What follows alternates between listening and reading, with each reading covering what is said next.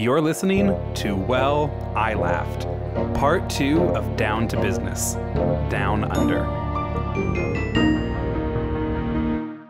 So you can just go ahead and come on it and say it. Admit that you've missed me. Can't quite seem to get enough of me. It's been less than 24 hours. When you say it's been, all I can think of is that song from like the early aughts. It's been one week since you looked at me. No, I don't have to know hurry. Yeah. Exactly. I used to know that whole Those rap. are the exact words. Yeah. I also, there was one moment in freshman year of college that I still had like enough of a muscle memory of remembering all of the lyrics to that song that I just like busted it out at like my sorority's first formal. Everyone lost their mind. Listen, not to bring up grad school instantly. Holy but, shit. I think what we really do need to study is the disclosure habits of freshmen first semester of college. You're just putting all of that out there like, is it shiny? Do you like me? I would have loved a video of freshman Maia doing that rap in a sorority house, like eagerly waiting for people's approval. It was at a piano bar, actually. Weirder, okay.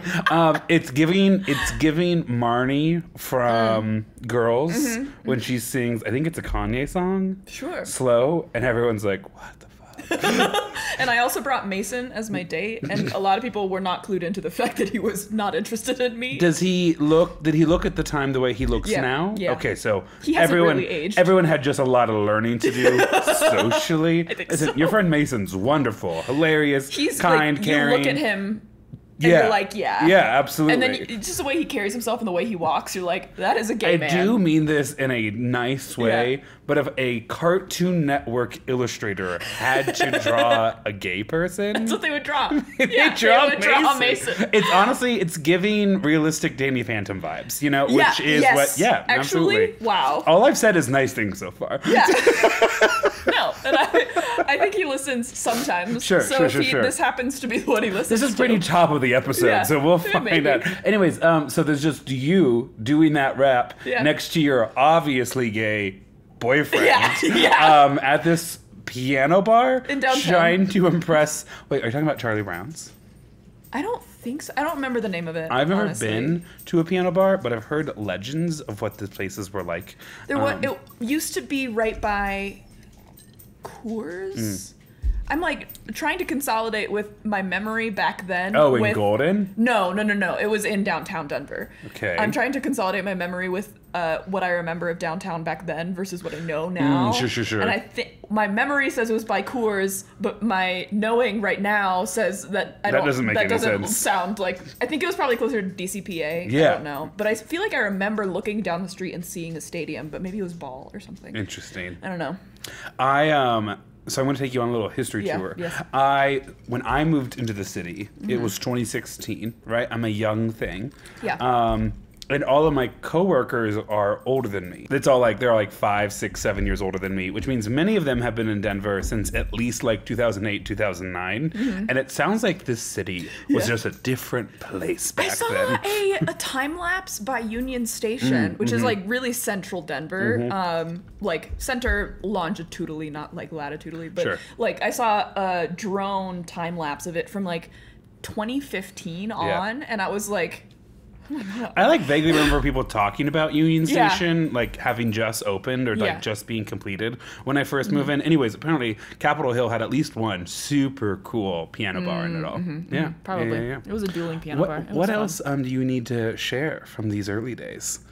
Oh, it comes to me as it comes. I don't know. Okay, cool. Then I can bring it up. So today at lunch, we're in. It's this great little hotspot place, but it's a hole in the wall.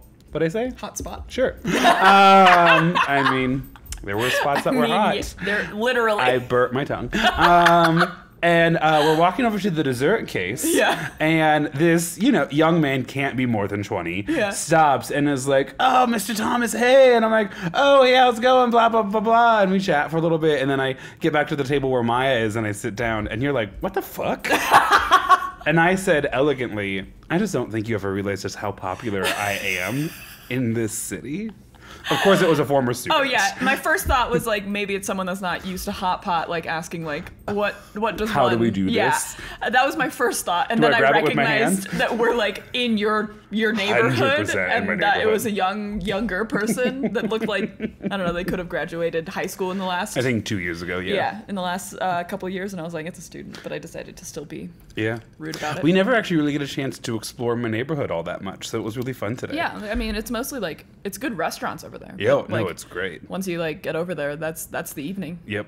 Yeah. It's really hard to get to a second location. There used to be a Breakfast King open 24/7 in my neighborhood, but that closed years ago. Boo. I know. One of our former students was our waiter at 3 a.m. And I was like, listen, this is funny and we're going to tip you well, but you cannot tell your younger brother who's in my period 5 about what this was. And part of me is like, it's like Saturday night. Yeah. Like, there's no way that story gets remembered Monday afternoon. Story 100% got remembered Monday afternoon. And this kid comes in and he goes, so, mister, how was your weekend? And I go, I don't know what you're talking about. I stayed in all weekend. And it would be really inappropriate for you to even insinuate that I did otherwise. Something weird. Exactly. Yeah. I love that for you. Teachers just really want to get like toast and eggs at 3 a.m. for a variety of reasons anyways. But if you recognize him from the podcast, please, for the love of God, say something. Oh my God, that'd be so funny. Yes, please do. Absolutely. Say hi. Just say hi. Just coming up and say hi. Maybe not to Maia. She's not as so socially extroverted Grant as I am. has been recognized now without me, and now I'm just like itching a little bit. With the need to like slap him, but it's extra fine. Impressive because I look like so many other people. You in really Denver. do. I want to know how many other bald men know of our podcast because they've been like, Grant. Are you Grant? And you're like, no. Oh, so sorry. At one point I was coming out of the airport with Lydia, and she took a picture of me because the man right in front of me on the escalator. Yeah. Mustard beanie, green sweater, black denim jeans, was wearing the exact same outfit I was. Like, same build and everything, too. My superpower really is... just blending Again, if I remember to turn my mouth off, I can just blend in, I can walk in and out of stores. It's like I was never there. Yeah, sure. Yeah, thanks. You're welcome. On the Patreon today, we're going to talk about our most boomer qualities, and I'm really excited about it. I thought I was going to be alone in this journey, but you actually might be older than I am. It's just the downtown King Soopers is laid out really stupidly, and it's because they don't have enough space, and I get that. But there are some things... Talking about a grocery store right now, friends, just in case you're not hip with the lingo. Okay, you're the one that started this. Just that the baskets are really hard to get to now. No, I understand. My grocery store in is the only good one that exists in the city. Yeah. I understand that. I'm going to cut that you said Why? It's just like pretty easy to triangulate. Sure. I mean, you're pretty close to Belmar. Right? Yeah, sure. I mean... Okay. That's fine. I'll leave it in. Complimented. Thank you. I mean, they know I live in West End. We talk about all the time. I'm not gonna, if we happen We should to keep this entire conversation out. Yeah. And we're back! But no, anyways, I think my grocery store is the only good one. And when I lived downtown in Capitol Hill, I loved that grocery store because where you would exit and put the cart, like put the baskets, is also where you would enter and then grab the baskets. Yeah. That was a perfect system. Now they don't move the baskets from the exit to the entrance, and it's really frustrating. And I know they have other stuff to do. I know. But I supported them during the strike. I need my baskets. I did. I apologized. There was one time I had to go in and get my prescription, and they were out front like, we're protesting, like, don't shop here, like, shop somewhere else. And I was like, I need my meds. Like, I promise I'm not buying anything. I'm not going to buy anything from the grocers. I do believe your pharmacy department is separate, and I need these meds. I do need that. That one would be hard to live without. Oh, my gosh. Okay. Are we good? I do have a question for you. Yeah, go ahead. Hold on, let me make sure I have this right. Okay. Did you read your question book when you came home? No, this is a question I got somewhere else. Okay. I got a question book in Ure that you and I are going to start going through. Fuck, marry, kill. Okay. Mashed potatoes. Oh, okay. French fries. Hash browns. Oh, kill hash browns instantly. They're always way too greasy for me. Fair enough. Ooh. What if I make hash browns tater tots? Still kind of the same. It's pretty greasy. And then French fries, mashed potatoes. Life's gonna turn out pretty well either way. I will say, I think I'm gonna, and I think this is gonna come as a surprise. I think I'm gonna marry French fries. I think I want those in my life more regularly. And then, I mean, well, I would do the opposite. You can totally load up some mashed potatoes every now and then, but you can't consistently do that. Oh, I could. You know?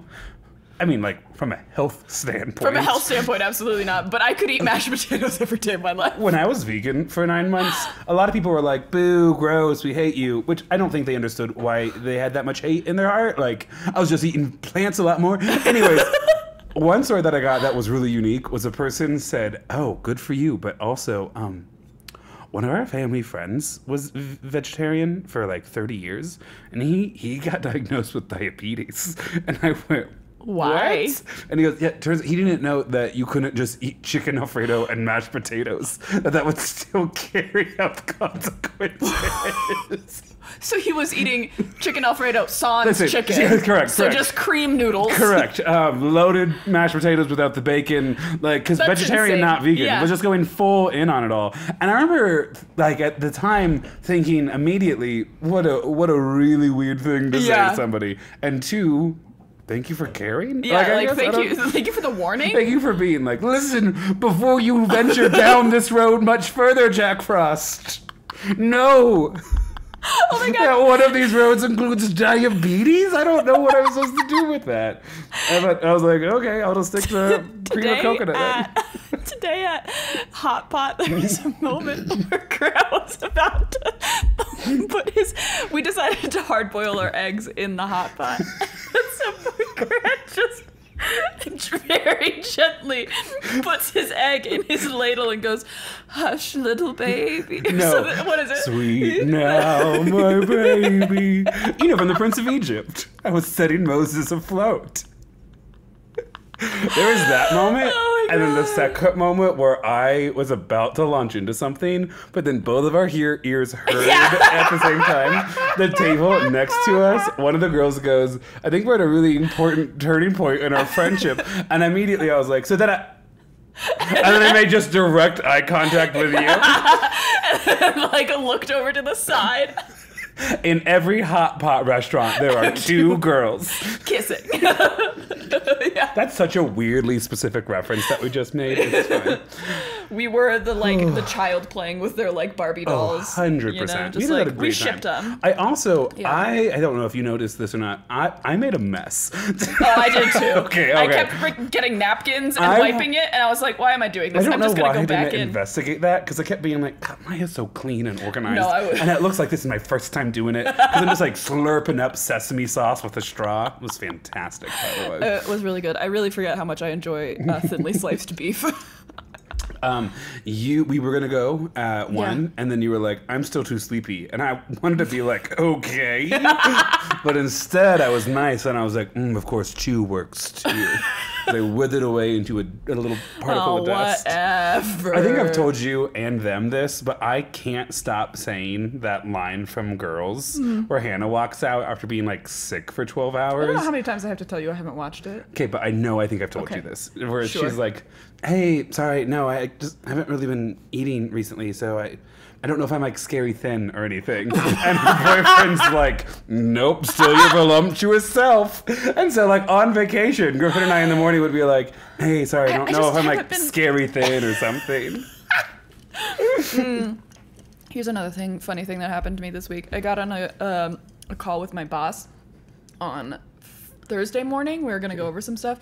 And recently, like, our company doesn't have a camera on policy, but recently me and my boss have been turning our cameras on when we have meetings because he's mostly out of St. Louis, even though he lives in Denver. It's a whole thing. And so I'm like, I miss you. So we turn on our cameras. So it just feels like such a betrayal for you to develop, like, human interaction with others. Anyway, I logged on and his camera wasn't on. And so I was like, okay, well, that's rude. But then he turned his camera on and he had on a virtual background, but it was like, there was no one there. And so I was like, okay. And then he just like, the room that he works from is so sunny that it was just like bright white. And then he just like got closer to the camera until it recognized him. And he was like, ooh. And I was like, he's like, I've been waiting for you to show up. I was like, to do that? Did he just pull a curtain back? Be like, no. Basically. It was terrifying. And also hysterical. And he's an icon. A legend. And he is the moment. And he is the moment. No, come on now. You know what I'm referencing, right? Oh. Here's the thing. I actually got a chance to... you just say funny things, and then I realize later it's they're not all original. from the internet. Yeah. Listen, and I think it's safe for me now to say it more than a year later. Be gay, do crime is not an original saying of mine. Okay, but the other bit felt more original. No. After that, it does. The charge felony, hot shit, none of this is permanent. Be gay, do crime is, right, but we get a lot of credit for be gay, do crime, and thank you. I think it balances out because we also get a lot of pierogi content. We do. I have told that story once. I do love it, though. I do love it. There's a little snort there. That was fun. That was fun. I think one of my favorite things is, despite having now spent hours together over the last 24, haven't run out of anything to say. We're going to have a lot more before you leave for your... I know. I feel like you and me are both like... No, I mean, this is good. Don't get me wrong. Okay, listen, well, fuck me then. I'm literally leaving to go to your bachelorette party. Yeah, but you're leaving me for like a week... And then you're leaving me for another week after the bachelorette party. So just tell me you hate me. Literally, just tell me you hate 5 days and then 4 days. Just tell me you hate me. I get it. It's I fine. love you so much that when I'm not around you, I need to go away. Okay. I was going to make something go sad. I'm glad we both said okay to that. And that's what my parents said. I don't think they were saying anything to you at the end. If this is the arena we're fighting in, that's a Brene Brown reference. Anyways, no, I am super excited about it. I'm about to launch onto a road trip with Lydia. Lydia and I are so good at road trips. And I think our two styles are going to clash in a really interesting way. Yeah. One time, we all were going to road trip to the Black Hills together. Right. And we were all in different cities. Jacob and me were in Denver. Lydia and our friend Sam, it's a different Sam than the other two you have met, were in central Nebraska. Some of our friends, Matt and Shelby, were in like Sioux Falls. And so we were all driving from different directions. And Jacob and I, the Denver crew, and our friends Matt and Shelby out of Sioux Falls, were all like very much like, let's hit the road, let's go, let's do this. Lydia and Sam woke up. Lydia picked up Sam. She goes, let's go to my favorite donut place. Goes, oh, I don't have the donuts I want at my favorite donut place. So instead, let's go get some cinnamon rolls. And an hour and a half after they had started the road trip, they left the city they had started in. And I say city generously, kind of like town, upgraded village. Anyways, 45 minutes then out of town, there's a popcorn stand. And then also an hour after that, Lydia just looks to Sam and she goes, I think there's a safari zone that I remember from my childhood. Let's pull off this 2-lane country highway and try to find it real quick. And they said, yeah. And then they found an ostrich and a zebra. And they were still somehow the first ones to show up at the cabin. I want a road trip with Lydia She's now. so great. I love her. Also, on that road trip, I had my old car. Right. And as Jacob got into the car, I said, okay, here's what you got to know about this car. 3 of the brakes work like so good.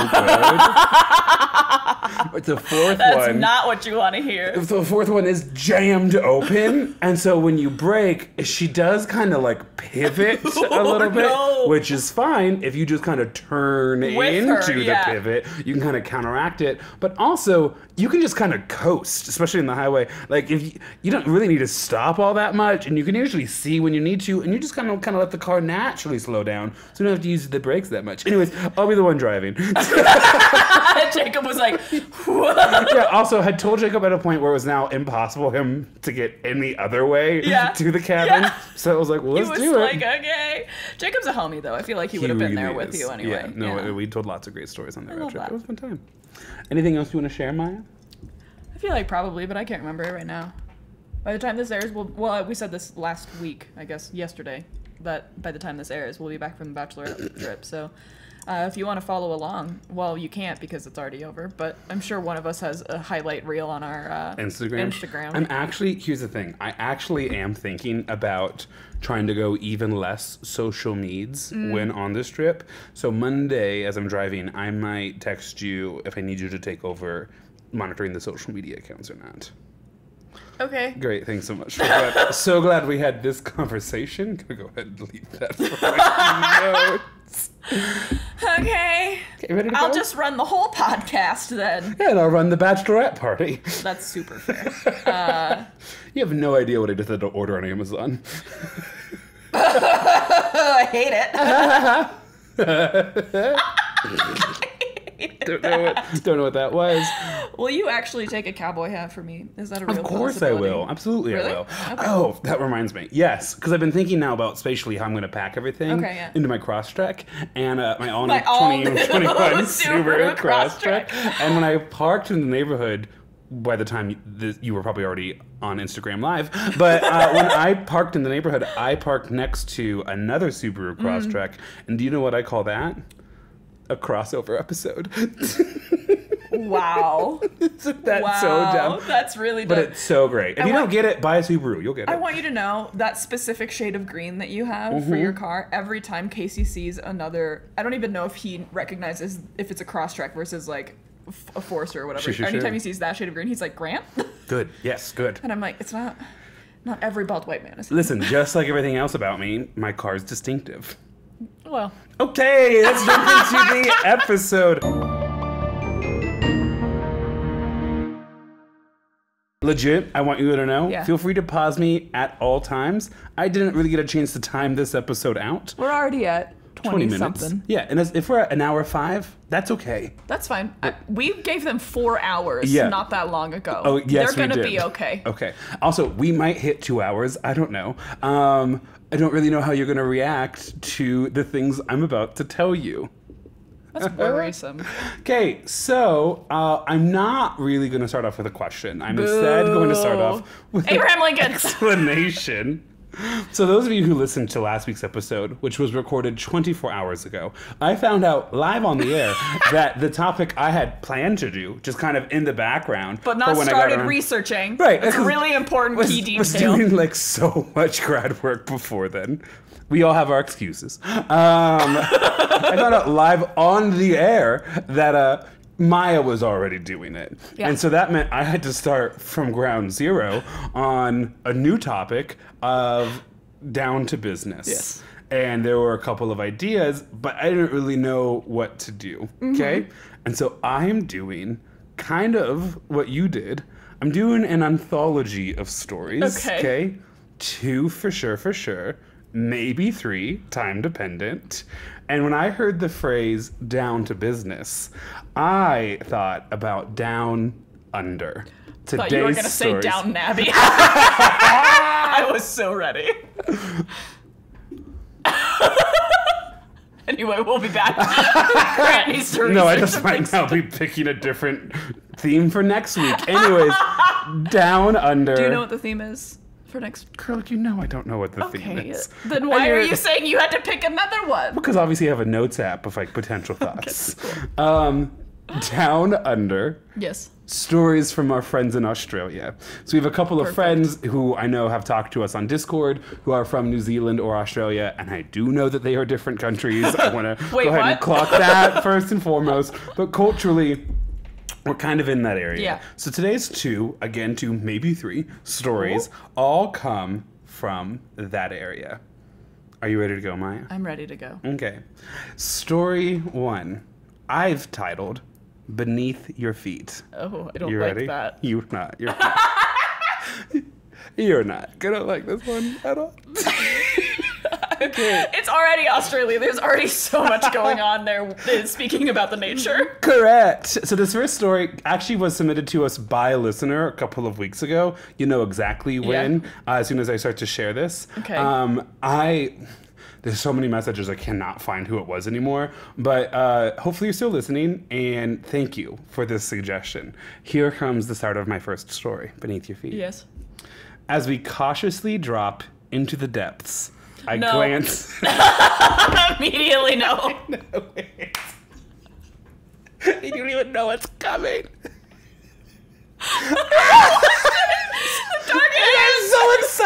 I'm so excited. Like, this story is like relatively interesting, but I'm excited for you to hear that story and for me to tell it to you. We'll start again at the top of the sentence. As we cautiously dove. No! I knew it was coming too. I was like, just laugh. You can get your breath in a second. As we cautiously drop into the depths, I glance up to see daylight shining through a small hole far above us. No! Knowing it's the only way out of this water-filled cavern. Venturing deeper, the sheer size and scale of the main chamber becomes apparent. Oh, God. Spanning 140 meters across and a width of around 80 meters at its narrowest. Oh, my God. At a depth of around 36 meters, we encounter the top of a rock pile where 2 large tunnels can be followed. Okay, so don't follow them. Do you want to see Do you want to see a couple of photos? No. Okay, so this is what I get for covering true crime. Yeah, 100%. Yeah. So this is the haunting rock pile. It looks like where Ariel does to like, I want to be where the people are. I want to see them laughing, dancing. I want to walking around on those. What do you call them? Oh yeah. Feet. Also, I wanted to point this out real quick. At first, I was like, Ariel, that's insane for you to give up so much, to leave your family, to follow a dream, and you don't even know the word for feet. And then I remember I left my family and moved to downtown Denver, still looking at people on Colfax in the face. We How all do you do this? Nice day out, isn't it? Isn't it great? I think I told you that. The first time my brother visited me, I had like been living in Denver for just over a year, and I knew he was coming from the Midwest, still a college student. So I pulled him aside before we left my apartment, and I was like, listen, you don't know anybody here. Eyes down. No one is your friend. No one's your friend. At most, a smile. Right. That's it. No one's your enemy. No one's going to stab you, but you're not going to potentially know them like you are in our hometown where you've been going to college. Don't look at people in the face. Then fast forward 7 more years, I bring Griffin to his first gay bar, and I give him basically the same advice. I'm like, listen, you can look anywhere you want, but eye contact means something. Here. So before you write a check, just be aware how you have to cash it. Yeah. Okay, let's go move to the top. So you saw the photo of Ariel. I want to be where the people are. Where was I? Okay, sweet. 36 meters, we encounter the top of a rock pile from where 2 large tunnels can be followed. A northwestern tunnel of a depth of around 80 meters and the eastern to a maximum depth of 124 meters. These are like football fields in length. Yeah. It's all, non-imperial system measurements. So sorry about that. We would have thought we were diving, who would have thought we were diving this football-sized sinkhole beneath an unremarkable cow field on the outsides of Mount Gambier. So I want to first show you the cow. I want to see the cow. So first, that is a map, and then second, here's how you enter the cave. It's the world's flattest field, and then there's just a little hole in it that they have like a tripod set up that you have to get lowered into. Imagine just like tripping and falling into it. Actually, babes, that's basically how they discovered it in the 1930s. They were plowing the field for something, and this is how I knew it was going to resonate with you. A horse's foot went through the ground. Horse was fine. I mean, obviously pretty freaked out. Yeah, traumatized. But horse's foot went through the ground, and they were like, whoa, Nelly, pull it back. There's more details to come. But yeah, it's literally just a hole in the ground that then beneath it has one of South Australia's top cave diving expeditions. Also, it means that like unlike the Devil's Hole, where you can kind of like walk into it, there's about I don't know. They say like 6 meters of clearance, 6-7 meters clearance, which is double, triple that of air at the top before you hit the water level. No. And so once you're in, there's actually no way out unless someone lowers you down by the pulley. No. Also, the hole is so small that you have to go in first without any of your equipment, and then they'll lower your equipment down to you, and in the water, that's when you don on your equipment. Make the hole bigger. Make it a beach. I don't know. Make it less. What is this? Crazy that you would think that they want to jeopardize the stability Field. of the ground around them. No, it's actually so funny when they're not showing, because it's on private property. When they're not showing people, they just take like a chain link fence and like lay it over the hole. Like that's what stops you from like falling in. I hate it here. Well, wait until you find out about all the animal bones. Shut up! That hole's not big enough for animals to go through. Where did the animal bones come It's from? certainly big enough for several small field animals to fall through. So anyway, Feeding whatever monster lies beneath. do you want to go ahead and guess what it's called? What the name is called? I don't know. It's called The Shaft, which meant all of the research I did had to be on my personal computer. Couldn't do it on the school laptop by any means. Yeah, I mean, that'll get you. Yeah, that absolutely will get you. Okay, so known as The Shaft, Ew. the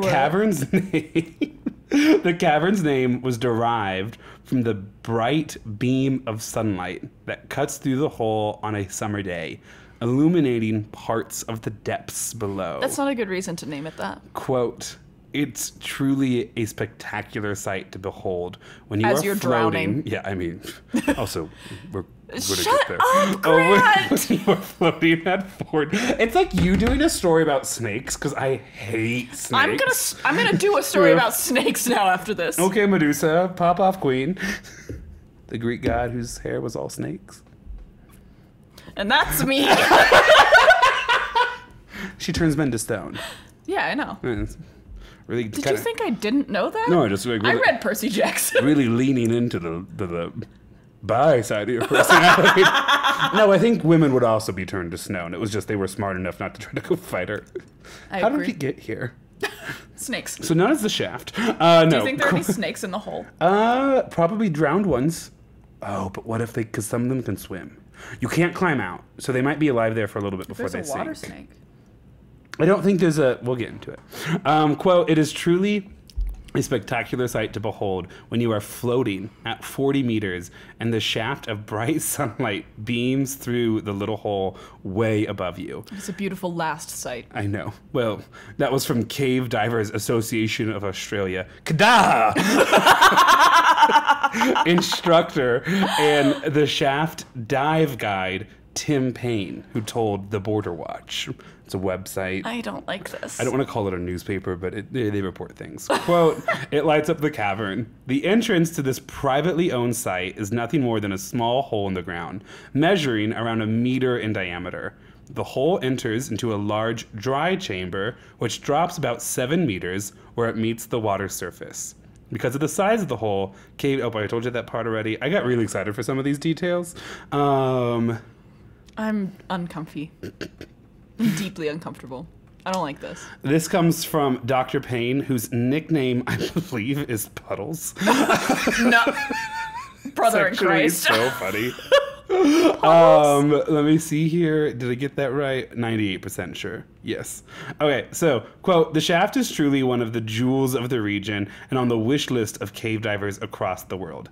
You know you can see light in other places, right? Also, you can swim in other places, too. South Australia, though, full of cave dives, though. Turns out. It's one of the premier spots. I'm going to cross Australia off my bucket. At least this area of Australia off my bucket list. I'm still highly interested. So for our Australian and potentially New Zealand listeners who are like, tell me more. Mount, I think I said the name of the town, right? Yeah, you did. I don't remember it, though. Mount Gambier. Okay, so its unique location, crystal clear water, and scale, like the sheer size of it, are factors contributing to its status as a premium site. The visibility is such that divers can see from one end to the other of the main chamber. Oh. The cave is believed to have been discovered in the 1930s when a plow horse suddenly, hoof stumbled into it. All that was immediately known was that the drop line lowered down through the original only 30-centimeter hole, found water at about 6 meters before ultimately hitting the floor depth of about 36 meters, which in hindsight was actually the pile of rocks. And do you know why that pile of rocks is there? Because things fall into it? Well, because they didn't know how deep it was, so they were trying to fill it. It's like a literally perfectly man-made pyramid. They just kept throwing things in rocks it. Yeah, because it was like like too dark to really understand how deep it was. So it's just like this pile. And then, yeah, like since then other things have fallen into it too. But initially it was an attempt to try to like, oh, we can just fill this hole. Whatever the version of pupfish this hole has are like, what the hell? So here's something that's exciting and or insanely disappointing. There are no rare, exotic, or highly endangered inbred fish in this hole. Which just means that everyone's exploring it. Which means also that maybe we should put some pupfish down there. Yeah. So that everybody else stops. No, it turns out there's actually way more access to this than Devil's Hole. Anyways. I don't like that. So it's discovered in the 1930s, and they're like, oh, it's pretty deep. That's wild. Okay, well, we can stop throwing rocks into it. I guess. But then it just like stays unexplored for 30 years. This farmer's like, yep, down there's just like a big pool of water. In the 1960s is when they start to scope it out for the first time. What the hell? That man was just like, yep, hit the water table. Correct. Yep. Yes. My first thought would be put a well here. Well, they're already cattle farmers, and so like there's actually like an insane amount of groundwater they have access to. Okay, so they already have, Yeah.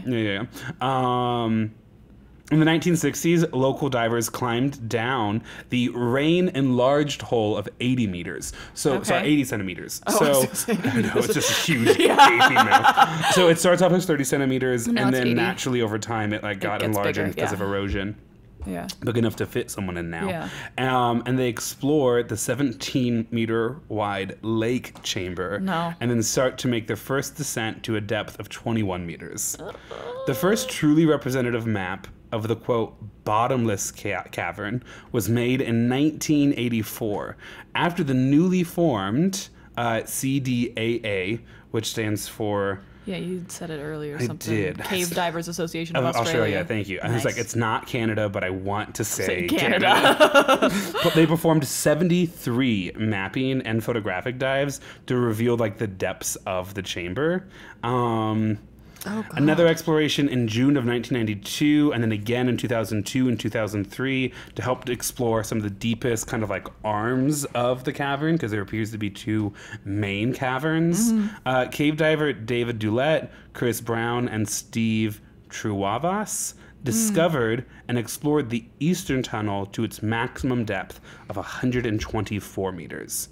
Quote, the site has an obvious tunnel to the northwest that reaches a depth of 80 meters. The eastern tunnel is obscured by a number of restrictions at around 57 meters, but continues downward in a huge passage below, finally ending in a horizontal tunnel blocked by a pile of rocks at 100. I mean, obviously, I want to know what's behind the rocks. Yeah. At 124 meters. It feels like a video game, and the final boss is behind it. Yeah. I don't like it. Because of its size, mapping the site was not easy. Because the lords don't want you to map behind there. They want you to leave that alone. When are we going to stop messing with things? And then the last part of that article was like, thanks again to the local landowners who let us explore the cave. So now I'm going to tell you about the one tragedy that has occurred there. Yeah, every cave has one, apparently. Correct. It also, though, provides an insane amount of information about, like, the details of the cave, like the workings of it and stuff. I'm going to say this right now before I start talking about any of it. There are certain details that I chose not to share in the story I'm about to share you, mainly to respect the victims. I don't want to, like, sensationalize it. I'm going to talk about what happened from, like, a top-level view. Off camera, there's at least one story I'm going to tell you. If this is something that you want to investigate more, about half of this story is really detail-rich, and I'm intentionally choosing to skip over some of that stuff. It's also something I wouldn't read at night or before swimming in the ocean. All right, let's get into it. Okay, the date. May 26th, well, as they said, 26 May, 1973. A group of... You know how those Europeans do it. Australians. It's actually so funny. Yesterday, you were like, Casey was like, we've done a lot of Eurocentric stories. We should do something else. And I was like, that's so cool. We should. And then last night, I was like, this isn't a Euro... Oh, it's Australia. Yeah, okay. I mean, it's like the foreign exchange student of like Eurocentric the Commonwealth, stories. Aren't they? Yeah. Okay, yeah. The British monarch, I think, is still their head of state. Yeah. But they're in a different part of the world. What about New Zealand? actually less sure about that one. Let us know. Please let us know. I don't have my phone. It's impossible to know everything. Yeah. We need you for some of it. That was one of my favorite quotes from Bill Nye. He came to speak at Mines. Oh, sorry. I went to a public land grant university. What was that like? So you probably actually now have more money than Mines does at your disposal. Yeah, probably. Sorry. Anyway, Bill Nye came to talk, and he had a quote. I am debt-free, if that's what you're wondering, yeah. So you had a quote, you said? Are you gonna keep interrupting me, or can I talk? I don't know. They never taught us manners at my public school. Bill Nye said, everyone you meet knows something that you don't. Oh, that's gorgeous. I know. Stunning. I'm going to absolutely say that so many times on this road trip, and I'm going to let Lydia think I came up with it. Do it. So she hears this episode. She's going to be like, that asshole. But she loves me for it. Okay. Tragedy. May 26th, 1973. A group of 9 divers arrive at Mount Gambier in South Australia with the intention of cave diving at the shaft. And then we go through a couple of details that I've already covered with you guys, just about like the basic layout of it. Right. Here are the divers.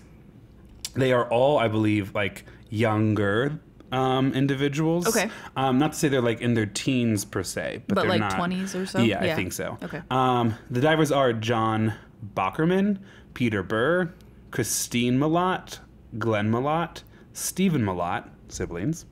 Larry Reynolds. Malott spelled? Millott. Okay, I was imagining like M''Lot. Malott. It might be like Mayotte or Malot or something. Yep. Did this research about 90 minutes. Well, it also depends on like their ethnic origins, right? Because Yeah, I think yeah. Maori has some interesting pronunciations too, which is New Zealand, but Larry Reynolds. George. That's a white name. George Roberts and Robert Smith. Yeah. These were the 8 divers intending to venture into the cave. A 9th group member, Joan Harper, had decided she wouldn't be diving and would instead remain beside the sinkhole, preparing hot soup and assisting the group in other ways. That's the Lydia of the Everyone loves a organization. camp mom. Yeah. Camp mom's Karush. One time, Jacob and I climbed a 14er, and Lydia just took a nap in the meadow until we came back. Except when we got there, because to climb a 14er, you have to get there super early. Yeah. It was like 6 a.m. and everything was frozen. And Lydia was like, I'm going to sleep in the car and keep the car running. And then, like, I think the final 30 minutes of our hike, Lydia was in the meadow. Yeah. And so camp mom. Anyways, I love that. The day prior to this dive, the group signed the guidebook at the farmhouse of B.V. Ashby, the local landowners, and completed a successful dive at the sinkhole. They extended a shot line approximately 150 feet, so 46 meters, into the water and reaching the primary point of interest known as the rock pile, the central pile of limestone rubble. I want to be where the people are. Ariel's perch, Yeah. 100%. Where she keeps her forks and knives. They briefly explored the perimeter of the rock pile before surfacing. With their shot line already in place, the group planned to return the next morning and continue to explore the cavern. So they do one successful dive initially. The group arrived at the sinkhole the next day, the 28th of May, after refilling their 72 cubic feet cylinders at Mount Gambier for their oxygen. Okay. And quickly descended to the rock pile. Reports from the divers indicate they had not planned to explore beyond, quote, the edge, a narrow and downward sloping continuation of the cave on both sides of the main chamber, far from the natural light. Okay, so you have the main chamber, and then the edge is the 2 arms that continue to extend. Right. That took decades of exploration to fully map out. The rock pile was generally considered the boundary for safe recreational diving, and the surrounding caverns were dark and unexplored, covered in silt and limestone rubble, and continued downwards to depths where the efforts of nitrogen narcosis, Narcosis, become extreme if breathing gas is not diluted with helium. So basically, like, for those of you who don't, do you want to explain a little bit about what happens in that situation? Well, explain what you know first, and then if I can think of anything. So basically, there's like this issue with the pressure in your body, and you can't just be like breathing in that oxygen. You need to kind of dilute it a little bit.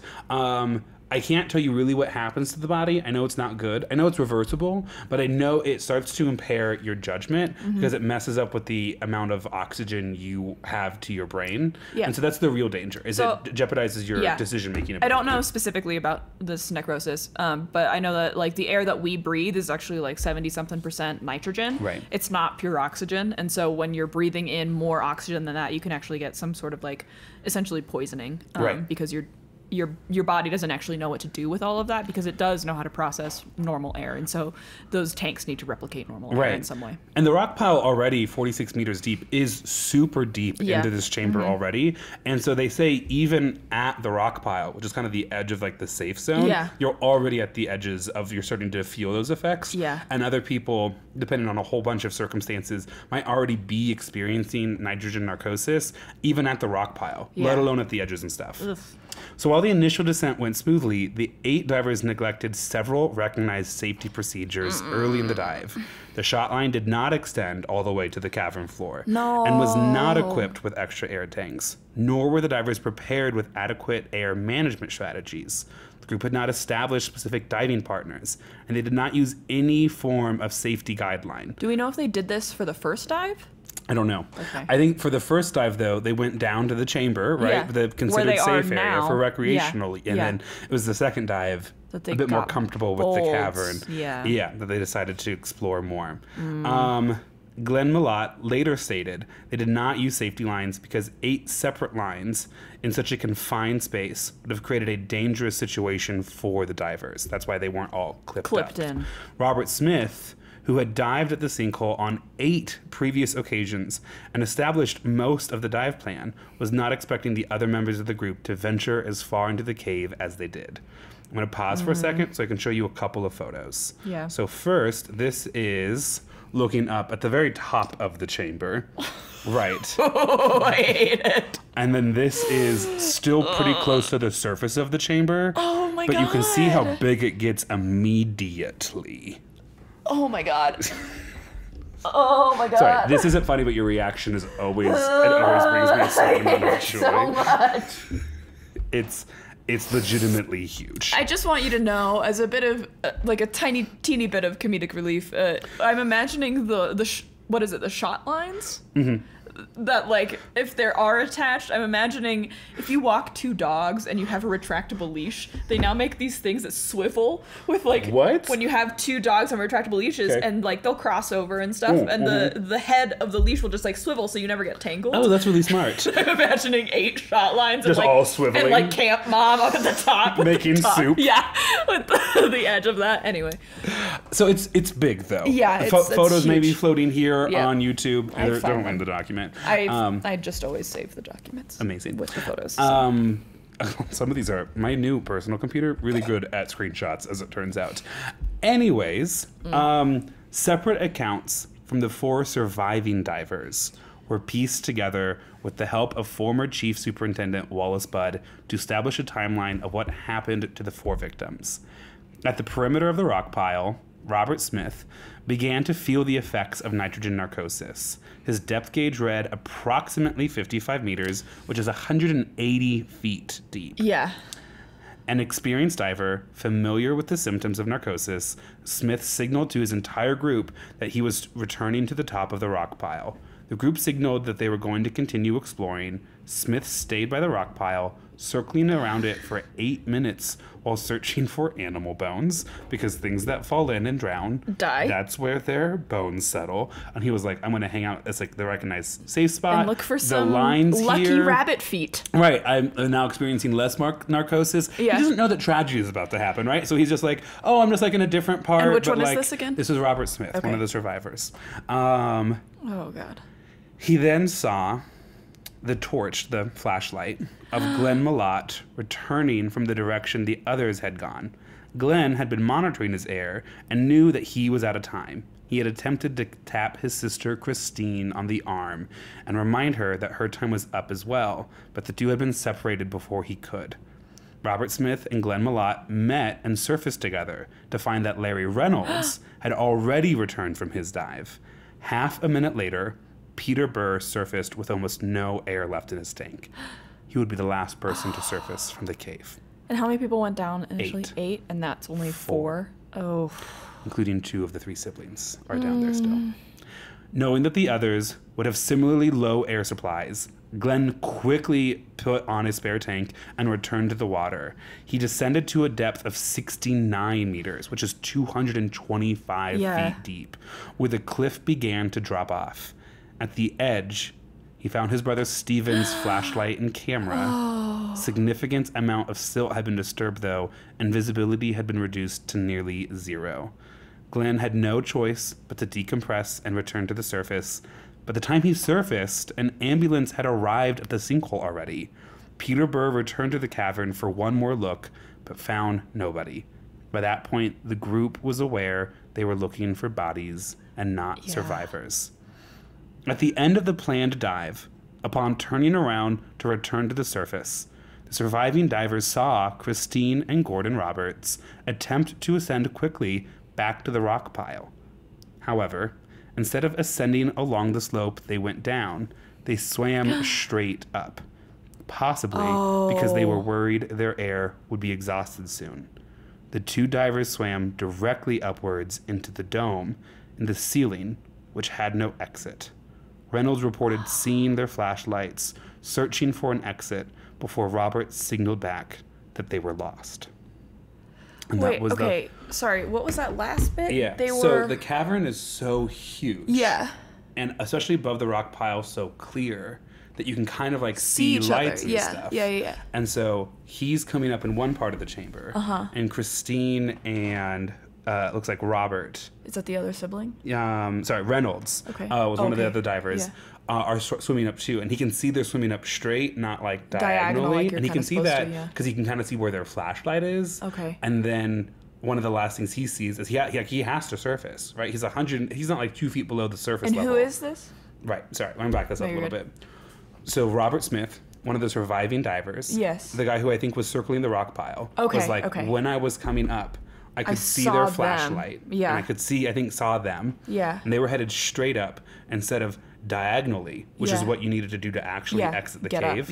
And one of the last things he saw was Robert signaling with his flashlight that he was lost.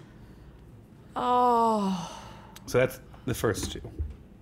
Yeah. There's a section that I'm going to skip. Okay.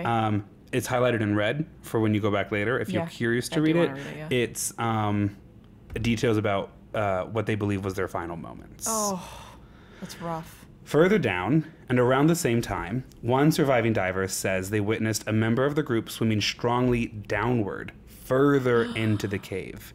That was John Bockerman, who was likely under the effects of severe nitrogen narcosis and was unaware that he was not swimming in the right direction. Because the thing is, so much of our sense of orientation when we're underwater... It's fucked up, yeah. Right, because you're free of gravity, really, in a lot of ways. And so...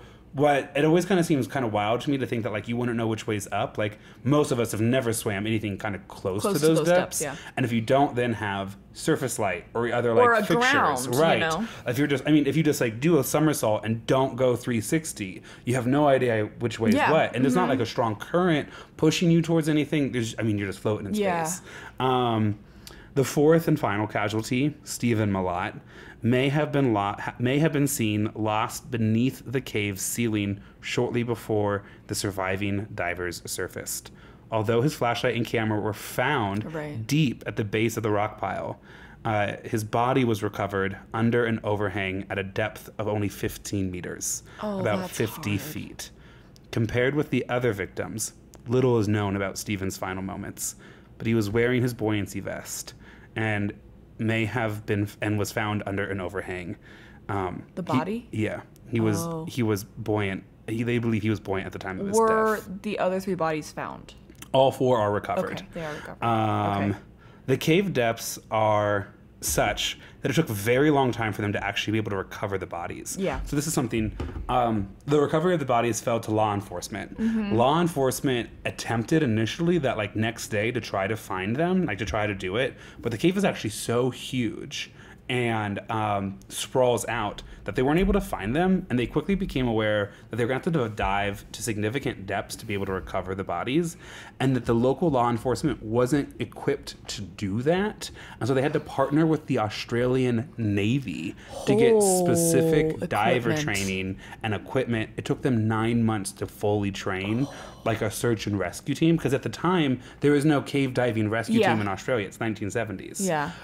During that time, the landowners are kind of like, this is a tragedy, and we don't love the fact that there are 4 young people whose bodies are still like under our cows. right. Yeah, it's like it's very weird for them, right? Obviously, they can't go in. I don't think they're expert cave divers. I think they're curious about it, but I mean, it takes a certain kind of person to be a cave diver. That, And so it took them almost 9 months and the help of the Australian Navy before they could get trained properly. And then even then, it took several dives before they could locate and rescue the 4 bodies. Oh my gosh. I guess of the 3, I feel like I'm glad at least that one guy, the third one that you mentioned, was under the effects of narcosis. Because I feel like that's less painful to like think about. Yeah, without the conscious knowledge of what's happening. That he probably wasn't aware of what's happening. It's really bothersome, I think, that the other 3 probably knew what was happening. Yeah, what was happening. The 2 that were found together were found holding each other. Yeah. That's really sad. It is really sad. It is terribly sad. Yeah. However, I would not just leave us on a note like this. Don't you fucking dare. I swear to God, I'm never going into it. We're about to go to a seaside town, you asshole. And there's a paddleboarding on the agenda at one point. I mean, it's optional, obviously. We'll be at a beach. But I'm so excited. Here's the note, though, I wanted to end with. Here's the note, okay? So the incident is newsworthy, obviously, today. It was...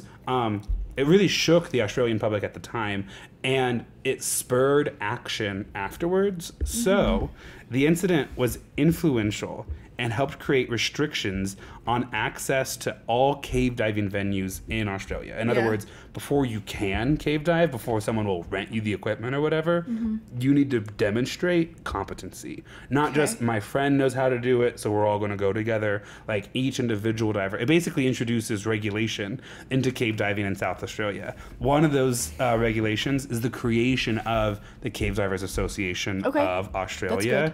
And it also led to the development of a specific underwater recovery task force in law enforcement.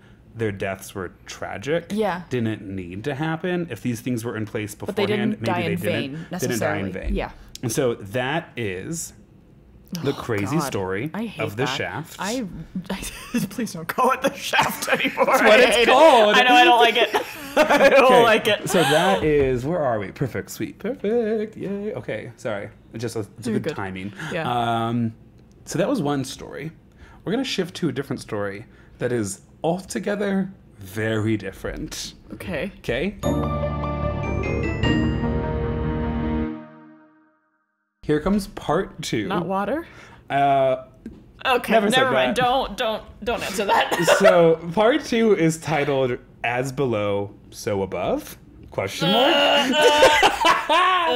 I want to take you to, actually, crazily enough, like roughly around the same time in Australia. Okay. The year now is, let me confirm, 1967. It's only 6 years before the tragedy that happens at the Shaft. Don't wink at me when you then say the I just know Shaft. You hate it now. It wasn't funny when I was typing it up an hour and a half ago, and now... Okay. Well. Okay, so the title was As Below, So Above. Yeah. Harold Holt became the 17th Prime Minister of Australia in January of 1966. Okay. Following the retirement of Sir Robert Menzies. Holt was a career politician, entering Parliament at the age of 27 and becoming a government minister at the age of 31. Okay, so here's the thing, friends. A lot of our listeners are Americans, so I want to explain this real quick. Parliament is the Australian version of Congress. Yes. But then here's what's really interesting. The people that they appoint to run their departments, their ministries, those ministers are members of Congress, okay? Right, so it's like a cabinet level position, but you have to be part of parliament to do that. Oh, interesting. So like in the US we have our president and he has his cabinet, and then there's like committees in Congress, and those are separate. Like there's never been a sitting congressperson who's also like Secretary of the Interior, for example. Okay, so the cabinet has to be a part of... in the parliament. I won't say has to, but almost always is. Okay. So he gets elected to parliament when he's 27 and is a minister by the time he's 31. So he's in charge of something. So he is a career politician. As with Menzies, Holt refused a security detail upon taking office. Being prime minister makes you essentially president of Australia. Considering it unnecessary and potentially alienating to the general public, his stance changed after 2 incidences in the mid 1966, which he becomes prime minister in January, and so these incidences are happening right away. Less than a year into his job. The first, a window in his office was shattered by a sniper. Oh my gosh! And then an assassination attempt was made on Arthur Calwell, leader of the opposition. So if he's a Republican, leader of opposition would be like the leader of House Democrats or whatever, or vice versa. Holt begrudgingly accepted a single bodyguard for his official duties, but refused any protection while on holiday, regarding it as a violation. I want you to hear this sentence. Oh my God. No. Be in a lighthearted mood right now. Be in a lighthearted mood for what I'm about to say. I'm just like upset about He's him. not about to get assassinated in this sentence. I want to tell you that, okay? Holt regarded having a bodyguard when he wasn't doing official duties as a violation of his privacy. His wife, Zara, later suggested that it was because he wanted to hide his extramarital affairs. Zara! Listen, there are actually... That's hysterical. There are so many absolute banger quotes from Zara Holt in this part. Get excited. I already love her. I heard the name Zara and was in. Z-A-R-A. The perfect name. The perfect name. So Harold Holt was a keen, you see how you know it's Australian, because they use the word keen, was a keen outdoorsman and had beach houses in the city of Portsea in the state of Victoria and in Bingle Bay in Queensland. B-I-N-G-I-L. I shit you not. Bingle Bay. Bingle Bay. So he has... With love, Australians. What's going on there? Are you just like drawing names out of a hat, drawing letters out of a hat? Yeah, they're drawing white guys' names because it was all colonized by English people. That's super fair. So just to make it clear, he has the home in a city that he lives in. Yes. And then 2 separate beach houses. That's wild. Lots of places to hide an affair. I love this because they use the word introduced. Harold Holt was introduced to drugs. No, I'm kidding. He was introduced to spear fishing in 1954. Wild. And it soon became his preferred vacation activity. Holt would wear a wetsuit so he could fish year-round and preferred either skin diving or snorkeling because he found tanks burdensome and inauthentic. Yeah, first mistake. I mean, he's going to make a couple. Keep in mind, he has 1 bodyguard, okay? I thought you were going to say 1 body. I mean, also true. Unlike our American presidents who keeps bodies frozen. Yeah. Goddamn. Okay, this is actually a great story, too. Harold Holt just seems like a really... I wasn't an Australian citizen in the 1960s, and this is politics for not my home country, so I don't know. Maybe he was a monster. That's not what I gathered in any of the articles. He just seemed like a weird guy. Yeah. Well, he's spearfishing. So. Right. Well, as he would spearfish, if he speared a fish, he would take it off the spear, unzip his wetsuit, place the fish still bleeding inside his wetsuit, because that allowed him to continue to keep fishing. According to his companions, Holt, quote, had incredible powers of endurance underwater and sometimes kept himself amused during debates in Parliament by seeing how long he could hold his breath.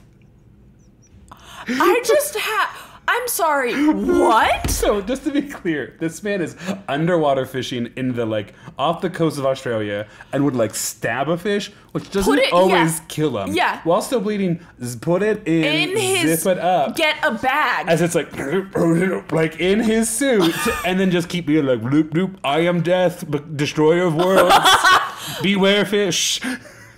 Get a bag. Get a bag. Being in Parliament and being so bored what they're debating. To be fair, I can see myself doing that. Sure, though. but that's what a child does, not the leader of a first country. of all, rude. You weren't supposed to say that part. I don't know what to tell you. You've clearly never been really bored in a meeting. I think you all know I've been bored during debates before. And what do I usually do? Online shop. No, I'm kidding. I don't think he's like, I like to fish, the blood doesn't freak me out, I'll hold my breath if the debate's boring. Like, it is a boy running the government of Australia. I can't get behind him putting a bleeding fish inside of his wetsuit. I just really, like, No. This man is such an enigma. Here's what I have to say next about him all, okay? So, while he could tread water, he was not an incredibly strong surface level swimmer, right? So he's not like, like cutting through the water, right? However, underwater, we have another aerial reference. I want to be where the fish are. I want to see them bleeding. Yeah, I want to see them dying. Oh. Swimming around in those, what do you call them? Oh yeah, wetsuits. And then that's what's so funny. Flipping your fins, you don't get too far, still works in this song. It's true. There's like a brand, not a brand of TikTok, a side of TikTok where it's like this guy who's protecting a certain area of coral reefs. And you know are they lionfish, right? Yes. They're like, I love those videos. Yes. Love those videos. If you don't know what I'm talking about, it's this guy who just literally, he has a bag and he has a spear and he just kills lionfish. Right. And there's something weirdly satisfying about it. I think it's like the spear, it feels quite a honestly. little bit like video games. They don't bleed a lot. They which don't, is nice. and you can hear. I think not graphic. It's also like the sound that's like as they like hit it, and then he just like puts it into the bag and then spears another one. And this is what I'm picturing. A huge part of those videos too. Sorry, we'll get back to Australia in a second. Yeah, this because it's off the Keys of Florida. I think so. A huge part of that too is those fish don't view humans as predators. Yes. And so they're just floating. They're just vibing. And so he gets actually really close before he spears them. Yeah. And that sounds horrific, I realize. But it actually, I think it makes it less horrific because you don't see them running for their lives. No. Which is how you're like, oh, that fish knows it's about to die. These fish are just like... Until right before. And if you were like, why is this person killing so many fish?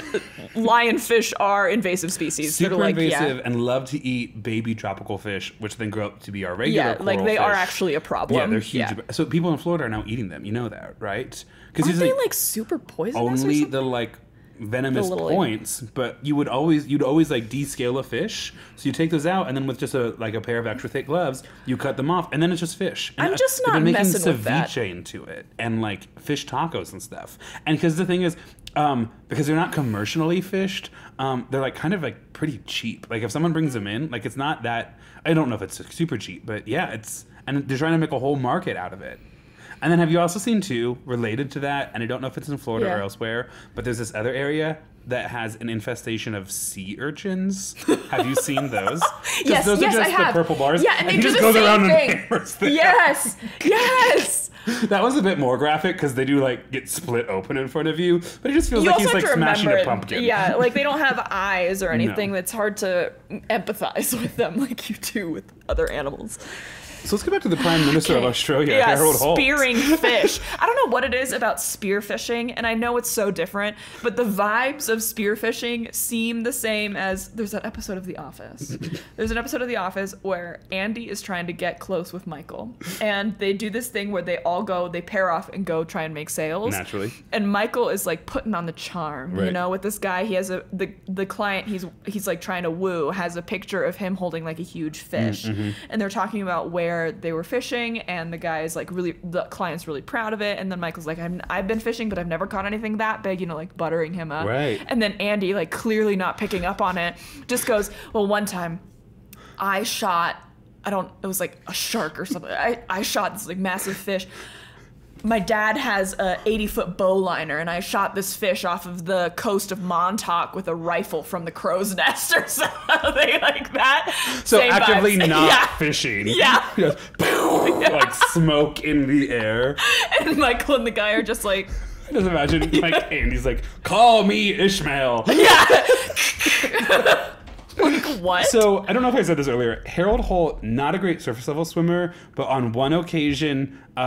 swam underwater for 25 minutes searching for a coral trout. With no air tank? Not his vibe. Not his vibe.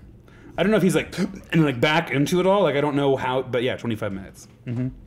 Have you seen those people on the? I think it's mainly Hawaiians, indigenous Hawaiians. It might be the indigenous people of Australia too. Aboriginals? Yeah, Aboriginal people. Yeah, that do a lot of like underwater breath work. I think the one I'm thinking of is Hawaiian, but she will like run underwater on the seafloor holding like really heavy rocks. To like keep her held down? Yeah. And she just like runs. What a workout. Insane. If you can impress Maia with a workout, you're really doing something. That one's also it's underwater, so I don't want to. I'm not a part of it. All right, I would like to take us now to December 14th, 1967. We're getting close to roughly 2 years into his premiership. Yeah. So on December 14th, 1967, in the evening, he wrapped up a cabinet meeting, went to bed in the Australian version of the White House. Do you want to know what they call it? The Black House? The Lodge. So Australian. Hunting lodge? Yeah, apparently. Exactly. I was like, what? Ooh, okay. I typed up what the fuck Australia. The lodge. The next day he flew home, discussed with his housekeeper his plans to spend the weekend at his beach house. He drove over and slept with his neighbor's wife. And then, after that's done, had dinner with her and her husband. Oh my god. Yeah, and it's a secret. Benedict from Bridgerton. Exactly. It's I don't think the mistress's husband is in on what's going on. Okay. So they was like, oh, hey, great to see you. Had dinner with him, put it in parentheses, an absolute dog. Yeah. He was concerned about letters from members of his own party who were growing concerned about the way things were going for the government and their party. Okay. He then spent the next 2 days at his beach house. And on December 17th, 1967, Harold Holt, the Prime Minister of Australia, disappeared. Did they find him in like a bar, like in the middle of nowhere, dancing? Like Just living Agatha his Christie? Best life. Who am I? I'm that husband of the woman I'm cheating on. We're gonna get into it. Hell yeah, okay. Because where they find him is actually really interesting. Is it underwater? So that morning, Did they find him in the shaft? I'm not. I wouldn't do that to you because I know Shocking. I know it would freak you Do they out. find him in Devil's Hole? Just home to a colony of pupfish. He's just bathing nude. I could see it happening. I don't know. Oh, especially out of Australia. Yeah. Especially with this guy. Yeah. Okay, so that morning, he had bought, the morning of December 17th, he bought a newspaper whose headline said, Prime Minister's doctor advises that he should swim less. He then joined his daughter, his mistress, and several friends. I thought you said his daughter, who is his Nope, mistress. there was a really important comma. Okay. Check the transcript. Yeah, no, you're good. Oh, sorry. I've been meaning to tell you, speaking of transcript, I had to submit a video for one of my classes, and one of the requirements of the video was to then also submit a transcript of it. And I was afraid of using like a voice to text because they do run AI detection software. I'm like, I don't want to like mess with any of that or anything. I don't know. And so I just opened up the video on my phone, put it at 0.5 speed, and like typed as it spoke. But it was like, and today we are... And I sound drunk the entire time, but I'm like... That's the transcript. I submitted it. I should get an A, whatever.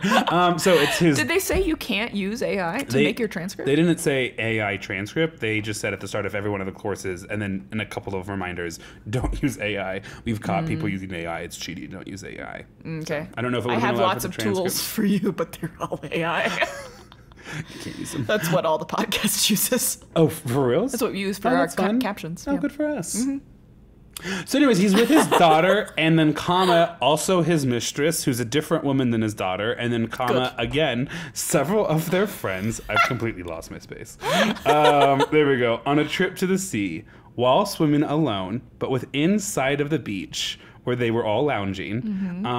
Oh, by the way, that beach was named after a shipwreck, which just feels super ominous too. Titanic Beach. Correct. He disappears in the water. realistically, he probably just drowned. Yeah. Or was attacked and eaten by a shark, which is like actually legitimately like a real thing that might have happened. I'm not as... I don't know. Imagine any U.S. president being killed by a shark.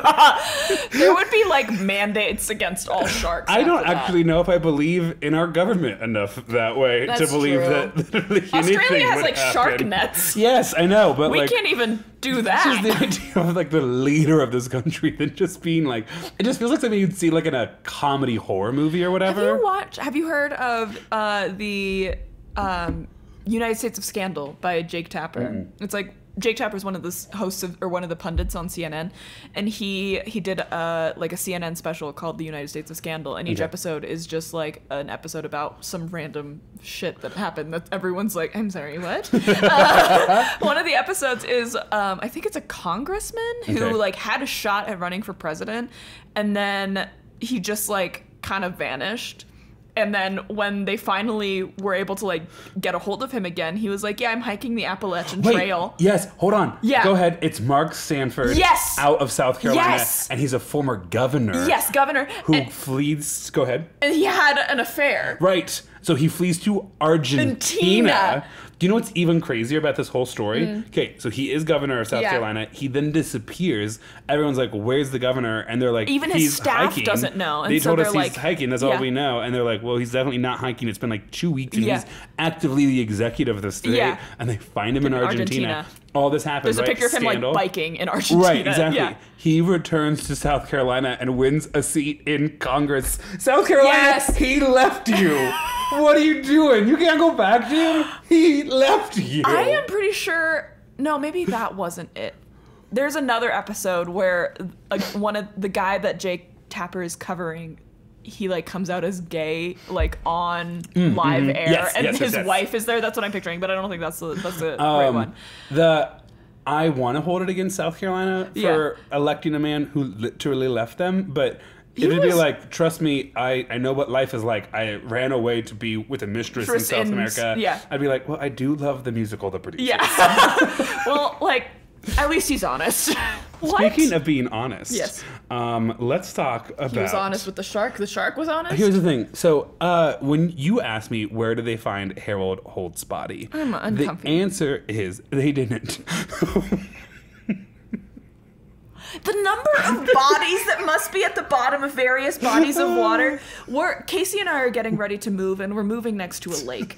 And Casey, I was watching some docuseries. It's deepest 5 feet. I don't know about that. I have seen ducks stand in that lake. We were watching a docuseries about, it was when I was covering Scott Peterson, and he was like, how many bodies do you think are at the bottom of Sloan's Lake? And I was like, probably not 0. I don't know. I'd pick something deeper. I truly don't know how deep it is. Anyway, I'm uncomfortable whenever I see any body of water. I just kind of feel like you could drag something out into the middle of the Colorado wilderness, and then like nature does take its course. That's easier to find, though. Sure. They would need to know to drag the lake or the river before that. In the wilderness, someone could just be like, what's this body doing here? This is crazy. Yeah. I don't like it. Anyway. Really fascinating conversation we're having. Okay, so here are the conspiracies. Because they never find Harold Holt's body. Yeah. Oh, and his death is sad. It looks like it looks like at least 4 people. I'm not joking. It looks like at least 4 people were sad about it. Yeah. His wife, after found out about the extramarital affairs. No, his wife was highly suspicious of it beforehand. And we have a lot of stuff. Let's say I don't know what the dynamic of their marriage was like. She doesn't seem like mourning was her first reaction, and the mistress was still trying to hide their affair, so I don't think she could mourn as much as she probably wanted to. Yeah. His son seems pretty beat up about it, and then so does his press secretary. The assistant deputy prime minister becomes prime minister like almost right away, which is I actually don't think they have time to mourn. No, but it's also super funny because there's no body, and so they're like, well, when do we decide he's not prime minister? That's true. 48 hours, turns out. That's fair. So that seems like a fair amount of time. Here are some conspiracy theories as to what might have happened to Harold abducted Holt. Yeah, okay, so first one. Some people think he might have been kidnapped by someone. Weird that there was no ransom. who then never made themselves known or asked for anything or return, showed that they had him. He was and then maybe they accidentally killed him in the process of trying to kidnap him. Seems like a lot. Second theory, yes. I think, has some real legs to it, okay? Others have claimed that Harold Holt was a spy for the Chinese government. Ah, yes. Literally, the claim is that he swam that far out so that Chinese frogmen soldiers could whisk him away into a waiting submarine and bring him back to China. There's a couple of issues with this, though. Even though... A lot of issues. There is a whole book titled The Prime Minister Was a Spy that was published in 1983. A whole book? Yeah. They had a whole book worth of content and for they're this? all like, this explains where he went, even though the communist Chinese government never showed pictures of Harold Holt. Here are the two main reasons as to why he probably wasn't whisked away by a Chinese submarine. Yeah. First, can't get a submarine that into close. that depth, yeah. Second, and I actually think this is both more, like... reassuring and funnier, Harold Holt, like, famously hated Chinese food. like again, like kind of like a weird guy, and what was and wasn't known about him, like also famously funny because we just not a fan. Oh, I know. I was like, poor taste, but it's also the 1960s. Like I don't know what this man has experienced so far. The world was smaller and simpler back then. True. But he did not like Chinese food. So a lot of people are like, I just don't get why he'd defect to a country whose food he doesn't even like. And I'm like, no, that's actually a pretty decent point. Fair. Yeah, I don't blame you for that, actually. Or he was in on it deep and he was lying to everyone. Okay, hold on. Conspiracy theory number 3. And this conspiracy becomes popular less than a year after his death. Oh, no. The Sydney Observer, an Australian newspaper, theorized that he was killed by the CIA. I would not why? put it past the CIA. I know, I wouldn't either, but why? He was threatening to pull Australian troops out of Vietnam. Oh. And the CIA was like, no, you're not. And then murdered him off the beach. Yeah, that doesn't make a whole lot of sense. By who? You know, it's not like everyone on the beach was like, and then we heard a gunshot, which was unrelated. Like, you know, like, how? But then again, also, a man that's going out spear fishing with no bodyguards, who is a political target at times, who knows? I'm going to call this next conspiracy number 4.5. Okay. Out of 5. Okay. 4.5. Well, this is conspiracy 4. Numbers, here we go. Here's the actual right number. This is conspiracy 4 out of 4.5 conspiracies. Okay. Okay. Also, content warning. Might want to skip ahead about 30 seconds. A discussion of self-harm. Go ahead and move forward now. In 2007, the documentary Who Killed Harold Holt suggests that he may have intentionally swam that far out to intentionally kill himself and drown. Someone who could hold his breath for that long did that? No. He's not a great surface swimmer. Oh. That claim was debunked by almost every single person. Yeah. His wife, Zara, coming in with another banger quote, called him, quote, far too selfish to do something like that. That's in 2007. You tell me if that woman has gotten over it. That woman may have forgiven, but she did not forget. I love the spectrum because we have a small, but like a group of friends who are in open relationships, and it's not a big deal, but you just like kind of know that about themselves, and like that exists on this like spectrum of love. That like also on that spectrum of love, 50 years later, a woman's like, "There's no way he'd ever think about somebody else like that." And then now, finally, the like 0.5 conspiracy theory. His ex-wife, widowed wife, Zara Holt, claims that the reason why he swam that far out to begin with was to impress his mistress, who was on the beach. And when she said that, at the time, the mistress was like, I am not having an affair with the Prime Minister. And then years later, she was like, yeah, I was having an affair. Also, can you imagine her standing on the beach while she watches her lover swim out and then eventually not resurface? Here's the thing. So actually, she has a quote. She was like, and then pluck like a leaf, just gone instantly. And it was like, girl, did you plan that? What? And then two, so I saw only like one picture of the mistress, and then I saw a handful of the Prime Minister. And all I am going to say is I understand why he felt the need to physically impress her because there was an imbalance of, I mean, listen. Like she was a gorgeous bombshell. woman with a great hairstyle. Okay. And he is exactly what you think an Australian prime minister in the 1960s all prime ministers like. now in my head look like Boris Johnson. There's actually this... Fair. Okay. There's actually this very funny image of Harold Holt holding up a fish that he'd clearly just speared earlier. Oh now out of the water, like pretending to kiss it on the lips. He's not like actually like, you know. Sorry for that sound, by the way. I don't know why. It was worth to see it. Don't know why I did that. But he's like holding it up. He's like, ooh. And you just get the vibe, especially from all this other stuff too, that he probably was a good time to be around. Yeah. I don't know how. No one ever was but like... you also don't want to, like... You would get beers with him, but not lunch. Yeah. Yes. Yeah. I'd definitely go to his dinner party. I wouldn't be the last to leave. Yeah. You know? Oh, God, no. Or the first to arrive. Right. But I also don't want to be the first to leave, because I think that's really where the night kind of comes up. Right. It's like, it's this specific kind of a person. Yeah. Where no one in any of the articles was like, he had such a clear policy vision for Australia, and we lost one of our great minds. No one is saying that about his legacy. Maybe he was, and I don't understand that about his legacy because I'm not, again, of Australia. Yeah. But no one is like, just think of the future you could have built. He had 2 different beach houses and a closer relationship with both his mistress and his housekeeper, whose name was Tiny.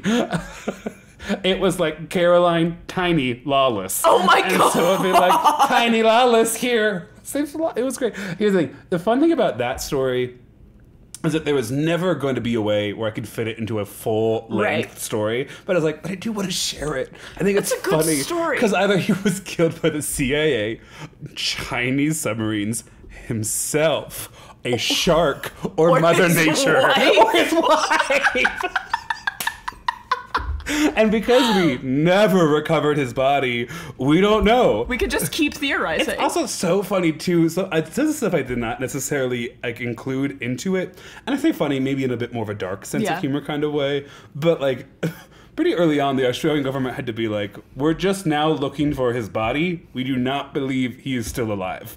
And the leader of that is the person who inherited the job because he's dead. And like in hindsight, they were right. But also it's a weird thing. Really hard thing to time, I think. Yeah. So that was fun. So we had 2 stories. The weird thing about underwater deaths, you know, because like the thing with a lot of missing persons cases is that a lot of times you're like, they could be alive. Right. But if the last thing you know about them is that they went into the water, you're like, like, I don't think and they then were. Who knows where they went? Yeah, like they didn't run away. They probably weren't kidnapped. They probably are just no longer breathing. Right. Which in a way is good for like grieving families, right? Like they have some closure whether or not they have a body, but it's still like another reason I hate the water. I'll end this. I'm going to share the 3rd story, but I'm going to kind of shorten it. Yeah. Let's also take a break so I can refill my drink. Okay. This story might be only 10 minutes long. That's fine.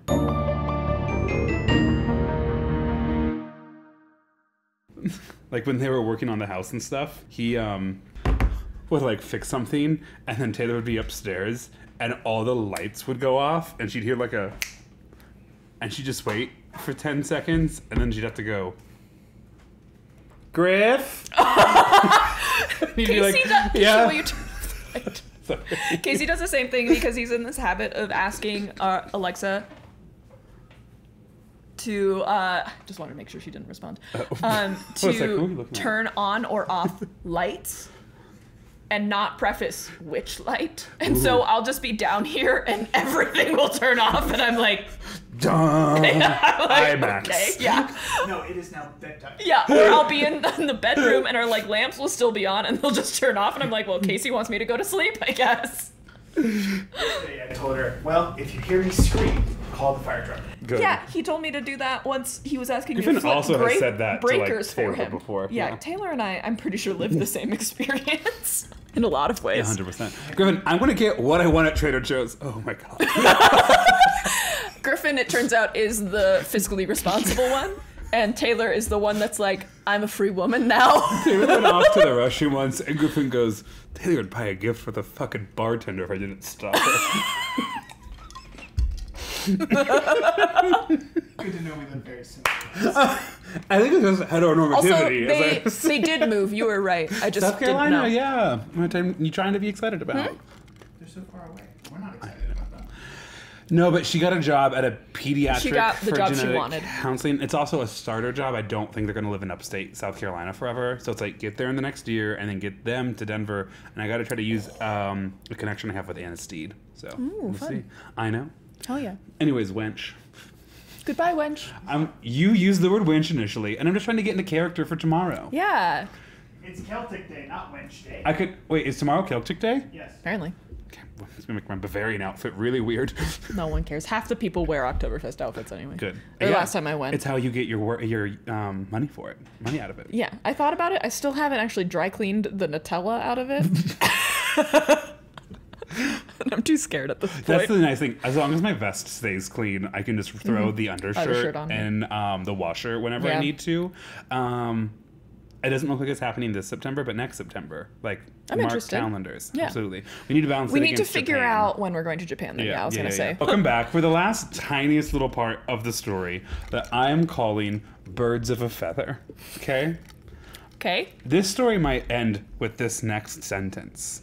Have I ever told you about the war the Australian government waged against emus? No. Okay. So it's What? So it's known. You're gonna notice this part I'm doing almost entirely by memory. Yeah. So if there are some factually inaccurate things, I'm so sorry.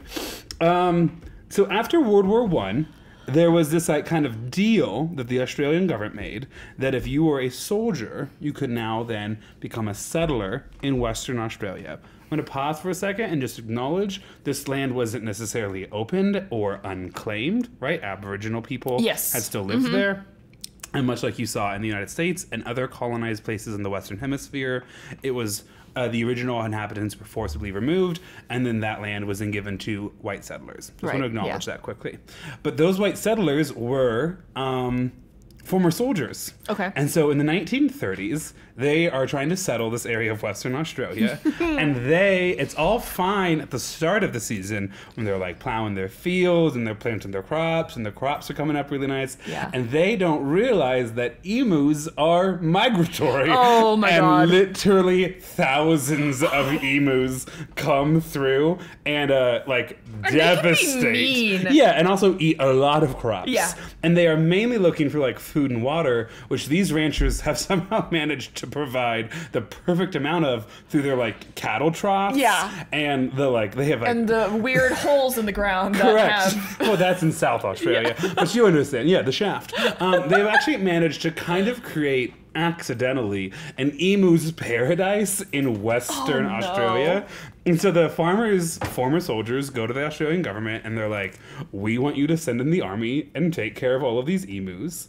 The army? Correct. And they're like, interesting. You have to house and feed the soldiers and pay for the ammunition, but then we'll send them all. And they're like, sounds great. Yeah. Amazing. Done. Deal. So the first couple of skirmishes with the emus, the army loses. Sorry. What do you mean they lose? So like, you'd actually be really shocked how hard it is to kill emus. Not because they're like Terminator, like, you can't defeat me. Yeah. But as in like, they'll travel in groups, and then once you spook them, they'll scatter, and to like a bunch of different small groups. Yeah. And the army's original plan that they were going to go out there, and much like in World War I, kind of use machine guns and just kind of spray gun them. down. Yeah. In one interaction, they've literally set an ambush for the emus, and they accidentally fire too soon, and out of this like 1,000 emu herd, they only killed 12. Oh my God! There's like another skirmish where they only get 50. Like, they are getting such small tertiary number of emus that it's not even changing the emu's behavior. The Army tries again the next year, where it's slightly more effective. There are reports that they're killing anywhere from 50 to 500, probably looking more like 100 emus a week. That's the second year, like kind of like 1932, 1933. That feels like a lot of emus. Not considering the number of emus that are migrating. Also, not considering it's like a developed army with state-of-the-art weapons. They should be doing better. Right, exactly. It does remind me a little bit of how the federal government has to try to corral wild horses in the West with helicopters. Yes. Or it's just like, did we maybe overshoot it here a little bit? Could maybe just like a couple of hot cowboys on horses handle this better? Instead, we just have like a Black Hawk helicopter circling and like kind of missing, you know? And so the Great Emu War, the emus don't ever actually manage to cause any casualties. It's not they're like, and we lost 8 good men to those goddamn birds. It's just kind of like there's so many of them, and they would run as soon as you started to fire. Yeah. But it actually wasn't an effective management strategy. I'm imagining, what is that cartoon? You don't have to give me one more detail. The Roadrunner. Oh, yeah. I'm imagining Wile E. Coyote. that Wile E. Coyote. They're like trying all this shit, and Roadrunner's just like, bye. Important to remember, too, this is actually not a free expedition for the farmers who have to house and feed the soldiers. And who's the Western Australian government. Yes. And the Western Australian government has to pay for both the transportation and the bullets. And so it is actually really expensive. Tax dollars and personal dollars. So for 2 years, the government like kind of largely loses the Great Emu War because this like military action does not produce the results that they need it to. And so instead they just create like a hunting bounty system. And that ends up, I mean, really honestly, sadly, killing a lot of emus. But they can't send the army in to do it. But they succeeded, like, eventually. Yeah, I think unfortunately Western Australia's like emu population migration was decimated. I mean, they're still around, obviously. Yeah. But they probably killed enough to cause them to change their migration. Their behaviors. Which is unfortunate. Which is sad. But that is how the Australian government, in the same year the shaft was discovered, lost a war against emus. And then that shaft tragedy happened largely around the time they're scoping out. They're scoping out the shaft largely around the time Harold Holt disappears. So in a way, it all ties together. Birds of a feather, as below, so above, and beneath your feet, all kind of overcook, undercook, come together. To down under. To down under. Do you follow Useless Farm on TikTok? No, I went to many of them as a child. No, this one, she just like... Useless Farm? Useless Farm. Is it just a pet farm? Kind of, it's like a lot of farm animals. It seems like she rescues farm animals. If the animals on the farm are not meant for commercial production, it's a hobby farm. Cool. So it's a hobby farm. Well, a lot of farms are then hobby farms. People forget how butch I am. Anyway, she has 2 emus, and one of them's name is one of the mean ones? Karen. Yes, I have seen so many of these. She's just like mean, and I just love like with love she has like bags under her eyes every time I see her, and Karen is always attacking her. The Blair Witch Project style filming too. She can't turn her back to Karen. Yeah, to Karen. It's even funnier when she's like in the stall because she can see it and the stall's not big. No, it's not at all. Yeah, and every time she's like, stop. They're will you stop? terrifying, and I do not know why Karen hates her so much. Because the other emu doesn't seem to mind. The other emu, I'm pretty sure I think it might be this one. I can't remember his name. This is an alpaca in the back. Yeah, there is. Stanley. No, Stanley's a donkey. I think it might be Keith. No, Keith is a... Michael. No, I'm just Michael's obsessed another with one. Watching you go through this farmer's Instagram account. She just has a lot of donkeys, and she does have one male emu that is like just like the most chill. Probably doesn't produce enough content. No, people love him. Oh, did I send you the photos of pocket-sized ducks?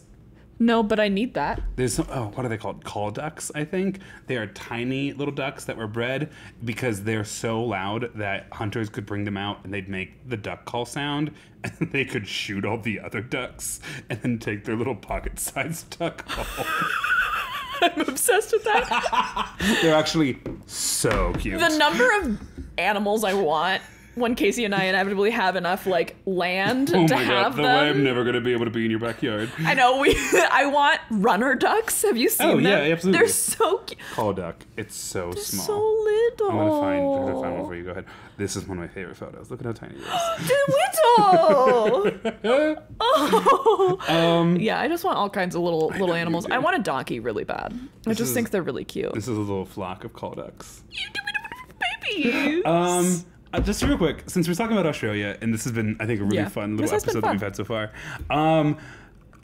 The shaft might prevent Maia from visiting, but I am still incredibly interested in going to Australia. I'm really not sure that I want to go into any water Here's the thing. you have. Although they do have shark nets, which makes me feel a lot better about the ocean. I also think you are seriously underestimating how many things on land can kill you in Australia. That's true. If I stay in the city, though, I think I can't wait to have to hold you back before you fist fight a koala. I fucking hate koalas. Someone recently commented that are I know. Koalas are so upsetting to people who know anything about koalas. They commented twice on the same video, and I was like, what is it about this subset of people? I swear to God, the same people who think cilantro tastes like soap are on site with koalas.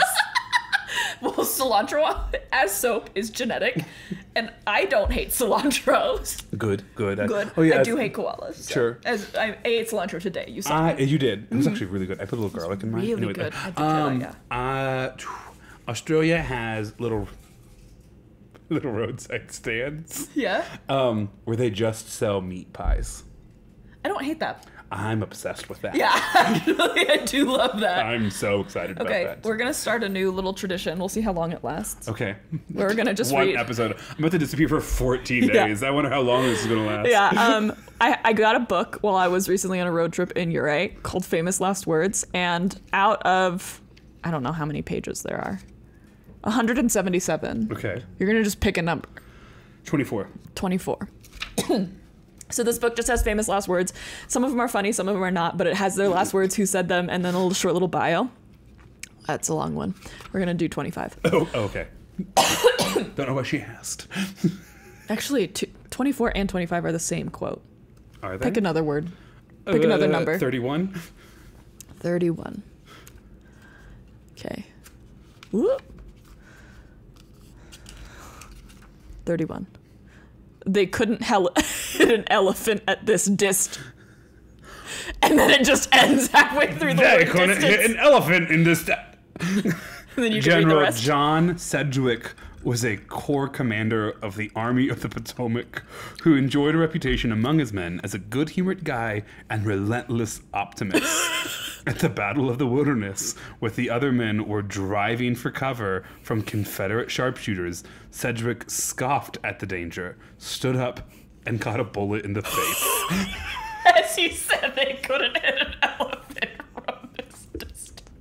Who recorded that? Stupid men just aren't dying in war like they used to. Now they start podcasts. And yeah, you could have gone down in a blaze of glory and also kind of funny. It reminds me of my March to May episode where I got the guy's quote and cut mid. I listened to that after we recorded it. Like I listened to the episode and I was like, I really did time that way. You did. You really did. So do you enjoy it? I did. That was fun. I'm really liking these anthology episodes. I do. Maybe you're going to get a couple more of these during the summer. Probably. It allows us to cover, because here's the real talk, and we were talking about this on the last break. Oftentimes you guys will send in stories that are wonderful but aren't long enough for us to get to like an hour and a half. Or even like we'll find stories that like are really interesting on TikTok or something that just like aren't enough. Right. And so we're like, oh, this is so great, and like this could be really interesting 25 to 30 minutes. Yeah. But like I'm going to have to come up with kind of a lot of superfluous or otherwise boring details that's not good for storytelling. And so these anthology little episodes lets us hit on a couple of ones. And so... And it covers everything from true crime to politics. That's so true. To disappearing. To emus. I tried so hard to make sure I didn't reveal that he dies, but like I think the entire time it was you were pretty like, obvious. what's going to happen? I was like, there's no way he doesn't. I also think As Beneath, So Above feels like something that you would hear like as a spell or something. That feels like something you would hear when someone is looking at a shaft of light from the heavens. Ooh. And we're all just underwater. Well, if you've enjoyed this so far, you can find us on social media. Where what if we are underwater? Well, everyone else is above water. Who's everyone else, girl? I don't know. Go ahead and keep... The rest of those planets. I'm telling you this right now. You stuck a toothpick in, looks pretty soupy still. Go ahead and put that thought back in the oven, okay? Let's go ahead and get that thought fully baked, okay? Fully bake it. We can take it out, cool it off, frost it, and then we can serve it, okay? But we're a couple steps away from those finishing touches.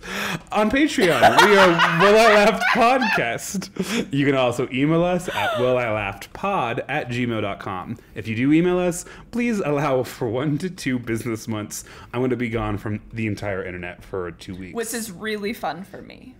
I mean, it's really fun for me. Grant has the luxury of being like, will you cover social media for me for a couple weeks? I do not have that same luxury. Or will you edit the podcast for a couple weeks? Okay, I'll ask Casey to do it, for sure. Before we sign off, yes. Do you want some cheese? Yeah. Bye. Okay, bye.